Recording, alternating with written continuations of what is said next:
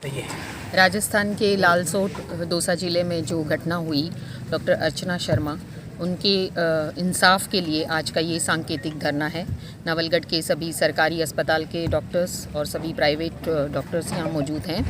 और आपको भी पता है कि हम सब मानवता के पेशे से जुड़े हुए हैं। कभी हमने ये दिन की धूप ऐसे नहीं देखी। हम सब अंदर अपने इसमें काम करते हैं और मरीजों की सेवा करते हैं। लेकिन जब इंसानियत को दरकिनार करके, और चाहे वो पुलिस हो, प्रशासन हो, असामाजिक तत्व कहीं भी हो सकते हैं सर। और जिस तरीके से निंदनीय है वो कृत्य कि एक जो कर्तव्यनिष्ठ महिला चिकित्सक थी, उनके ऊपर उन्होंने अपने कार्य को बखूबी निभाया और सजग तरीके से किया, फिर भी अगर परिणाम निष्फल रहा और उसके ऊपर उनको इतनी मानसिक प्रताड़ना दी गई और उनको आत्महत्या करने के लिए मजबूर कर दिया। ये 4 दिन हो गए। ये देशव्यापी आंदोलन अब चल रहा है और ये रुकेगा नहीं, क्योंकि हम इंसाफ चाहते हैं। डॉक्टर अर्चना शर्मा के हत्यारों को हम उन्हें हत्यारा कहेंगे। लापरवाही डॉक्टर अर्चना शर्मा से नहीं हुई। कोई भी चिकित्सक कभी लापरवाही नहीं करता। वो अपनी ड्यूटी पर मौजूद होता है, उसके पास बेस्ट इक्विपमेंट्स होते हैं और वो अपना जी जान लगाता है अपने मरीज को बचाने के लिए। वो उनके द्वारा किया गया। फिर भी लाश को ले जाने के बाद कुछ स्थानीय छुटभइये नेताओं द्वारा, जो असामाजिक तत्व हैं, सामाजिक कंटक जिन्हें कहेंगे, जो पूरे समाज को, पूरे देश को खींचकर पीछे ले जाते हैं। और यही कारण है कि हमारे देश की अनेक प्रतिभाएं, चाहे वो चिकित्सक हों, चाहे वो इंजीनियर हों, आज के समय इस हिंदुस्तान में रुकना नहीं चाहती। वो यूएस जाते हैं, वो कनाडा जाते हैं, वो विदेशों में अपनी सेवाएं देते हैं, क्योंकि भारत का चिकित्सक रोज रोता है, आए दिन वो झेलता है जो डॉक्टर अर्चना शर्मा झेल नहीं पाई। और उस पर समाज के ये आते हैं कि उन्होंने क्यों सुसाइड किया। संवेदनाएं रखिए सर आप चिकित्सकों के साथ। संवेदनाएं मरीज की होती हैं, संवेदनाएं समाज की होती हैं। और मैं ये नहीं कहती ये चिकित्सकों के साथ होता है सर, ये पूरे समाज की लड़ाई होनी चाहिए। और इंसाफ सिर्फ अर्चना शर्मा के हत्यारों को नहीं मिलना चाहिए, जो रात दिन चिकित्सकों के प्रति दुर्व्यवहार होता है। हालांकि राजस्थान चिकित्सा परिचर्या कानून 2008 बन चुका है। आए दिन अस्पतालों में घुसकर हिंसा करना, तोड़फोड़ करना, उनकी प्रॉपर्टी को डैमेज करना, उसके लिए कानून बनाया जा चुका है। जेकब मैथ्यू वर्सेस पंजाब कानून बन चुका था कि किसी भी चिकित्सक पर जब तक मेडिकल बोर्ड अनुशंसा नहीं कर ले, उसको तय नहीं कर दे कि हाँ लापरवाही हुई, मेडिकल बोर्ड बैठता है सर, तरीके से उसकी अनुपालना होती है और उसके बाद अगर ज़रूरत होती है तो पुलिस प्रशासन तय करके 302 का मुकदमा लगाते हैं। ऐसे आनन फानन में किन्हीं असामाजिक तत्वों द्वारा पुलिस पर, प्रशासन पर दबाव बनाया गया और 302 हत्या का मुकदमा लगा दिया। और फिर ये पूछते हैं कि एक कर्तव्यनिष्ठ 42 वर्ष की अनुभवी चिकित्सिका, जो किसी मेडिकल कॉलेज में एसोसिएट प्रोफेसर के पद पर रही और अपने गांव में, निजी क्षेत्र में, जहां हमारी सरकारें कहती हैं कि हमारे हिंदुस्तान में और गाँवों में, रिमोट एरिया में चिकित्सा सुविधा उपलब्ध नहीं है, क्या आप सोचते हो कि हम में से किसी के बच्चे जाएंगे और गाँव में अपनी सेवाएं देंगे आज वाले इस प्रकरण के बाद?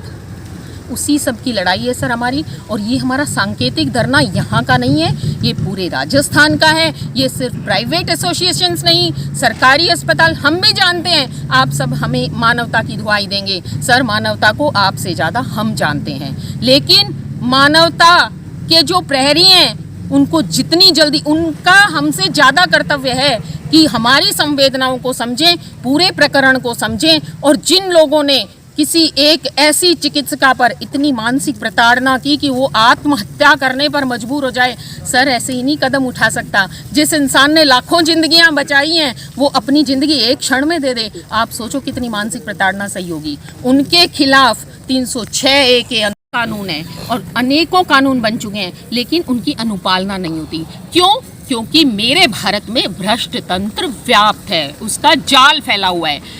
राजनीतिक प्रेशर बनता है, पुलिस के ऊपर बनता है, प्रशासन के ऊपर बनता है, और आनन फानन में जो हो जैसे निर्णय ले लिया जाता है। और उसकी कीमत दिवंगत डॉक्टर अर्चना शर्मा जैसे अनेकों चिकित्सकों को चुकानी न पड़े, उसके लिए ये सांकेतिक धरना है। और ये आंदोलन आप नहीं समझिए, हमारी ताकत बहुत ज़्यादा है। और ये आंदोलन इतना चलेगा और ये हमारे लिए बहुत मानसिक तनाव है सर। रोज रोज मरीजों के फ़ोन आ रहे हैं, संवेदनाएं हमारी भी आहत हो रही हैं। आप हमें संवेदनाओं की दुहाई मत देना, आप सिर्फ हमारी संवेदनाएं समझना। उनको आना चाहिए था।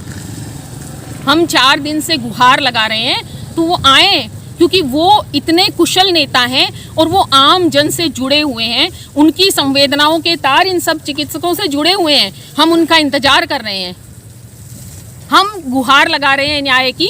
और वो सीएम सलाहकार हैं, उनको ये चाहिए कि वो जल्दी से जल्दी इस प्रकरण में, क्योंकि वो एक संवेदनशील नेता हैं, वो एक जिनमें गट्स होते हैं, ऐसे नेता हैं, और वो इस मैटर को चाहें तो चुटकियों में सुलझा सकते हैं सर। मैडम, नॉर्मल पेशेंट के लिए कुछ वैकल्पिक व्यवस्थाएं आप द्वारा की गई है क्या?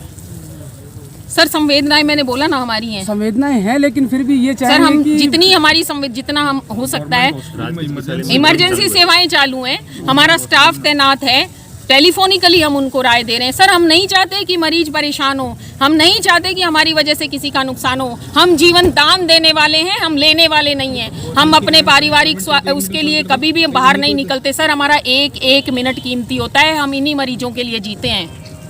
हमारी साथी डॉक्टर अर्चना शर्मा ने सुसाइड किया, तो वहाँ उनको इतना प्रेशराइज किया गया, स्थानीय जो भी हैं छुटभैया नेता, ये पुलिस प्रशासन, सब ने, कि उनको ये कदम उठाना पड़ा। जब उन्होंने ये कदम उठाया तो सभी के लिए उन्होंने कहा मैं तो जा रही हूँ, पर मैं तुम सबको न्याय दिला के जाऊँगी। और ये जो राज्य सरकार ने जो नियम लागू कर रखा है, राजस्थान परिचर्चा 2008, ये हम सभी चिकित्सकों की या पूरे मेडिकल स्टाफ की सरकार से अनुरोध है कि इसकी अक्सर से पालना हो। और जो वहाँ पुलिस प्रशासन ने 302 लगाया, जो बिगड़ सोचे समझे लगाया। पुलिस जब भी कभी भी 302 लगाती है तो पुलिस हमेशा ये सोचती है कि इस केस में अगर किसी का मर्डर करा तो उसका मोटिव क्या है। वो उसका मोटिव सोचती है, ये इसका दुश्मन था या पैसों के लेन देन था या और कोई संबंध थे जिसकी वजह से इसको मारना पड़ा। जबकि अर्चना शर्मा का तो मरीज से कोई मोटिव ही नहीं था, भाई उससे उसको कोई लाभ ही नहीं हो रहा, तो डॉक्टर उसको मारेगा क्यों। तो ये तो आम जनता को भी सोचना पड़ेगा। जब अपन लोग सारे हॉस्पिटल में जाते हैं, जब डॉक्टर इलाज करता है, अब सारी जो मनोकामनाएं भगवान से भी मांगते हैं वो भी पूर्ण नहीं हो पाती, तो आप एक डॉक्टर से क्या आशा करते हो कि उसकी 100 से 100% वो दे पाएगा। तो मेरी सारी जनता से यही गुजारिश है कि डॉक्टर भी आप ही में से हैं, आप ही परिवार के लोग हैं, तो इसलिए उनको आपके परिवार का मान के उनका साथ दो। और जो आपको इस समय जो पीड़ा हो रही है उनके लिए हम सभी आप लोगों से क्षमा प्रार्थी हैं। पर हम नहीं चाह रहे कि जैसे जैसे अर्चना शर्मा ने प्रेशर में आत्महत्या की और बहुत सारे डॉक्टर जो कर चुके हैं, ऐसा आगे कभी आए। तो आप लोग भी जो मेडिकल स्टाफ में हैं उनकी सभी से अपील है कि वो उनके एज ए ढाल बन के काम करें। अगर कहीं ऐसा करते हों तो उनके सामने जाएं, उनको समझाएं कि दोबारा ऐसी कभी नौबत नहीं आए। और हम दिवंगत आत्मा को, उनके परिवार को ये आघात सहने की प्रार्थना करते हैं। और हमारा जो भी शीर्ष नेतृत्व है, जो भी करेगा आगे, आज हमारा ये सांकेतिक धरना है और शाम को जो शीर्ष नेतृत्व करेगा आगे हम वैसे ही करेंगे। इसमें हमारे साथ सारे प्राइवेट चिकित्सक और होम्योपैथिक चिकित्सक, डेंटल चिकित्सक और सारे नर्सिंग स्टाफ और मेडिकल स्टाफ हमारे साथ हैं। आज 7 दिन हो गए हैं अर्चना सुसाइड को, सरकार अभी तक ध्यान नहीं दे रही है। हम लोगों को काम छोड़ के जनता को पीड़ित करके यहाँ हड़ताल पर बैठे हैं, लेकिन सरकार सुन नहीं रही है। उल्टा मुकदमा पेशेंट के रिश्तेदारों पर हुआ है 302 का मुकदमा कोई बनता भी नहीं। ये जो रोगी था 3 बार इसके ऑपरेशन हो चुके, इसमें खून था नहीं, और फिर भी उसको कहा था बच्चे के लालच में, लड़के के लालच में उसने बच्चा पैदा किया। और इस केस में ऐसे केस कभी बचते नहीं, ऐसे केस कभी नहीं बचते, चाहे किसी डॉक्टर से या किसी हॉस्पिटल से कर लो। सर्जरी का नियम है कि 2 बार से ज़्यादा होना ही नहीं चाहिए, लेकिन कहना मानते नहीं। फिर पुलिस और राजनीतिक इनके साथ हो जाते हैं। मैंने तो 45 साल पहले नौकरी छोड़ दी, तुरंत सरकारी नौकरी में था, लेकिन इनकी वजह से, पुलिस की वजह से सुरक्षा नहीं देते थे, नेता लोग पैसे मांगते थे, मैंने कभी समझौता नहीं किया, मैंने 45 साल पहले नौकरी छोड़ दी।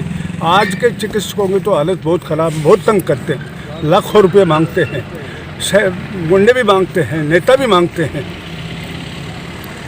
तो अब आपकी प्रमुख मांगे क्या है? हमारी मांग तो है कि पुलिस ने प्रेशराइज किया डॉक्टर को सुसाइड करने के लिए, उनको भी सज़ा होनी चाहिए, लेकिन सज़ा देने वाले खुद जब कल्प्रिट है वो क्यों देंगे? पुलिस से गवर्नमेंट भी डरती है, इसलिए उन पर कोई एक्शन नहीं लेती। लेकिन फिर अब सर, पता नहीं कुछ लिया नहीं लिया है। फिर भी आम जनता का सपोर्ट है, वो डॉक्टर्स को नहीं मिल रहा है अभी तक। देख रहे हैं कि आम जनता बेचारी सीधी है, पिसरी है चारों तरफ से।